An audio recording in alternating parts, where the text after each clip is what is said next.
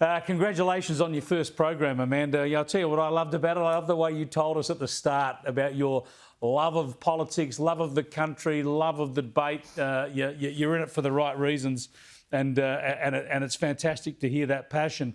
And when you've got that sort of passion and you see what's going on in Alice Springs and you hear what Anthony Albanese is doing about it, are you filled with confidence or trepidation? I'm actually angry. I'm angry because he has spent the last year talking about referendums to virtue signal about recognition of Indigenous people in the Constitution, while this has been simmering for a really long time. And then when violence breaks out and crime breaks out on the streets of Alice Springs, he takes his time meandering his way up to Alice Springs for a quick fly-in, fly-out visit. It seems he's been more interested in taking selfies with his dog on the couch than he has about the safety of the people who live in town. And then when he's questioned about what the right approach is, first he says, oh, we don't want to do too much because we might offend people on a racial basis, followed quickly by, oh, there's no easy answers, when only a few days ago he was pretty happy to throw the previous government under the bus at every possible opportunity. This deserves something better than diversion and sledging and carry on. It requires a deeply connected, intelligent, heartfelt response that acknowledges the deep humanity of everybody, whatever the colour of their skin, who live in that part of the world. Everybody knows these issues are long-standing. Everybody knows an enormous amount of work in various areas is going to have to go on for a long time to help fix them in Alice Springs and many other regional centres. But this is really a gift to Anthony Albanese as a new Prime Minister, to spend some time there, to invest in this, and yeah, link it to The Voice if he so chooses, but actually make some historic progress here. Instead, as you say, he spends 3 days at the tennis in Melbourne.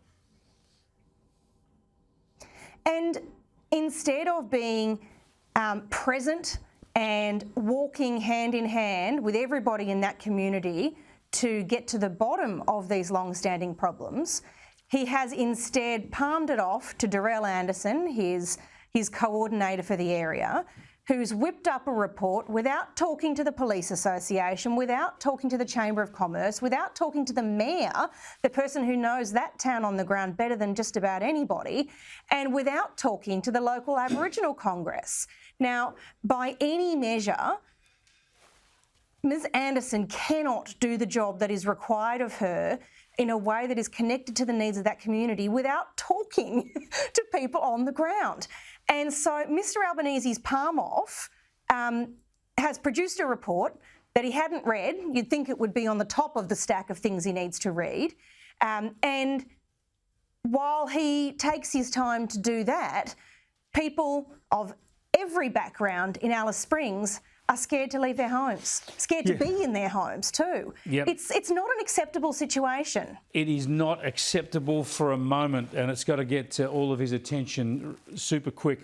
I want to go quickly to another issue, though. I've railed against these vaccine mandates in this country for so long. Most of them were never justified. Certainly none of them are justified now. We had the former Deputy National Medical Officer, Nick Coastworth, say as much earlier in the program. Don't we need to get rid of these across state and federal immediately? And don't we need a royal commission in this country to look at the state and national responses to demonstrate where we went too far? Look, I am on all fours with you about these issues for a long time. I've been on the record saying we need a royal commission, not necessarily as a scalp collection exercise, but to learn the lessons of this period. Mandates were never justified in the blanket fashion in which they were applied. They were only even tenuously arguable in high-risk environments and for the briefest of periods. And the consequences that they have borne upon people who wanted to protect their individual right to decide what substances go into their bodies has been huge. The consequences continue to resonate through our economy. There are teacher shortages.